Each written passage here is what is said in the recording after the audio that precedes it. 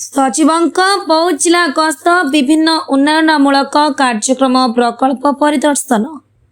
ओडिशा सरकारଙ୍କ अनुसूचित जाति जनजाति संख्यालघु एवं पछुआ वर्ग कल्याण विभाग सचिव श्री पी परमेश्वरन बौद्ध जिला गस्तरे आसी जिलापाल विभूति भूषण नायकों सह विभिन्न पंचायत उन्नयनमूलक प्रकल्प जीविका भित्तिक कार्यक्रम और जनकल्याणमूलक योजनार कार्यान्वयन परिदर्शन करथिले।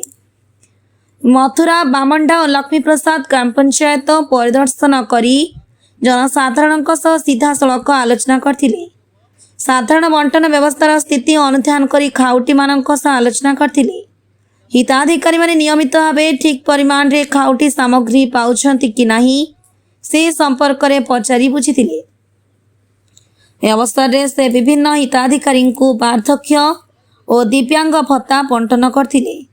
सेहीपरि सुभद्रा योजनार हिताधिकारी माँ और भौणी मानक आलोचना करी योजनार पाउथिबा अर्थ सेमानक जीवन में किपरि परिवर्तन आनिछि एवं एई अर्थ को सेमाने केउ कार्य व्यवहार करुछंती से संपर्क में पचारि बुझीथिले। गस्तर आरंभ में सचिव सड़सरा ग्राम पंचायत अंतर्गत बाखरपाली ग्रामर चाषी हलधर विषी छतु चाष और बिजुली बगीचा परिदर्शन करी तांको जीविका और आय संपर्क में आलोचना करथिले।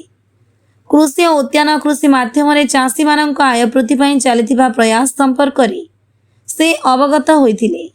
बामंडा ग्रामर गोपालक चाषी विधिस्मित महाकुरंक गाई फार्म बुली देखथिले। यापर वृंदावन अंगनवाड़ी केन्द्र परिदर्शन करथिले। वीर नरसिंहपुर ठारे वन विभाग द्वारा निर्मित नर्सरी और जिया खत प्रस्तुति केन्द्र परिदर्शन करथिले। जिया खत प्रस्तुति केन्द्र परिचालना करथिबा महिला स्वयं सहायक गोष्ठीर सदस्य मानक सह आलोचना करी सेमानक उत्पादन विक्रय और आय व्यय संपर्क में जानिथिले। एठारे मध्य विभिन्न हिताधिकारी भत्ता बंटन सहित वन सुरक्षा समिति सदस्यों सहित आलोचना करथिले।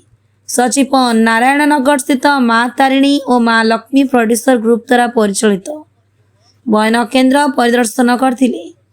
से बुणाकार मानक घर को जाई सेमानकर बुणा कार्य सूता संग्रह पाटशाढ़ी प्रस्तुति एवं तंत्र परिचालना संपर्क में अवगत होइथिले। बुणाकार माने वर्तमान मध्यस्थी सहायता बिना निजे निज उत्पाद को बाजार में विक्रय करी अधिक लाभ पाई पारुथिबा सचिवों को जणाइथिले। एही अवसर में ग्रामवासी माने पानीय जल समस्या संपर्क में मध्य सचिवों दृष्टि आकर्षण करथिले।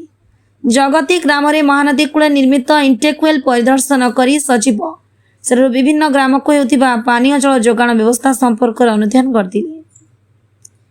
एही समय जल जोगाण विभाग जंत्री और L&T कंपनीर इंजीनियर मानक सह आलोचना करी हर घर जल योजना अधीन में प्रत्येक ग्राम और प्रत्येक घर को निरविच्छिन्न भाव पर्याप्त परिमाण रे पानीय जल जोगाण सुनिश्चित करने को से निर्देश देथिले।